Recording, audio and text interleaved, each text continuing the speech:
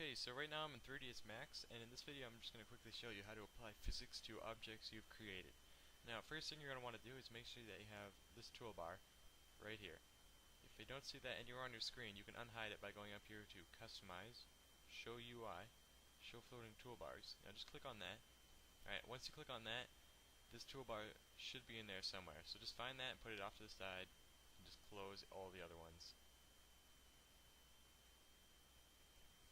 Okay, so now you should have this toolbar. Now let's just create an object. Just going to make a beam similar to the ones you might have seen in the video. Okay, so if I want to apply physics to this, I'm going to make sure it's selected and then go up here to Modify, open up this drop down menu, and then you're going to want to find Mass Effects R Body, which really means Mass Effects Rigid Body. Now just click on that. Alright, once you click on that, physics have been applied to your object. Now let's take a look at some of the settings here. Under rigid body type, there's 3 settings: dynamic, kinetic, and static. I'm just going to quickly show you what these mean, because I figure it's easier for you to understand if I show you. Over here, this blue beam right here is dynamic. Now this beam is kinetic.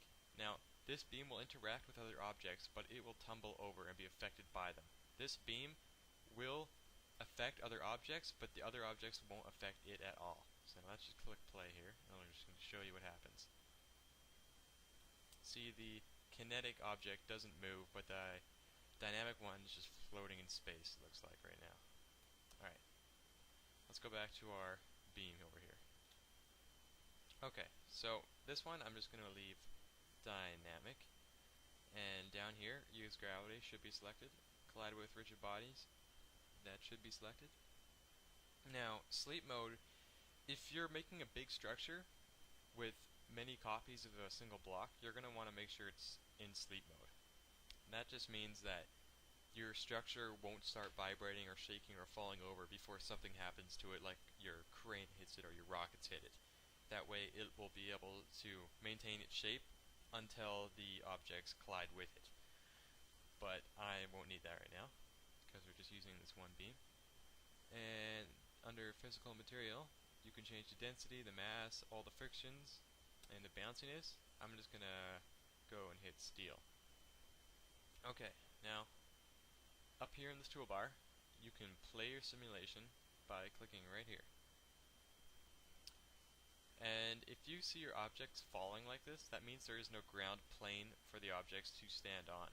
So the simple way to make a ground plane is go up here to the settings up here, display Mass Effects Tools dialog, click on that, and then check this use ground plane. Now we can hit play again.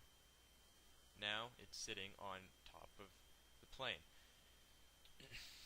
Under gravity, like you might have seen over here in the dynamic and kinetic demonstration, the gravity is not quite right, because that's steel and it's floating. So what I like to make it to -60, even though -9.8 is what it's supposed to be in real life, but it just looks a lot better when you do a bigger number like 60. Yeah, it looks a little better. Okay, so I'm going to leave it at -60 and go back to our block tower over here.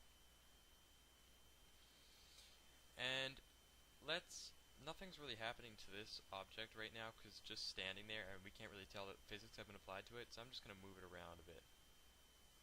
Maybe angle it like this. Move it up. Let's move it up 20. Okay, so now it's floating, and when I hit play it should just fall to the ground. Perfect.